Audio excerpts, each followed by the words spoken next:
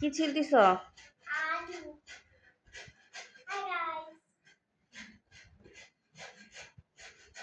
Hello বন্ধুরা, আসসালামু আলাইকুম। সবাই কেমন আছেন? মামের গল্পে সবাইকে স্বাগতম। এই যে আজকে আমি একটু অসুস্থ হওয়ায় আমার বড় মেয়ে ভর্তা করছে, আমার ছোট মেয়ে আলু ছিলে দিচ্ছে।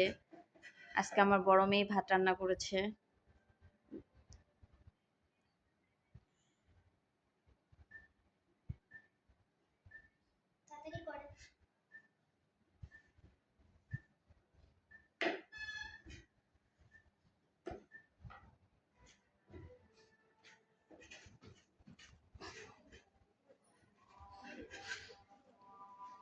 এই যে কাছে কাছে আমি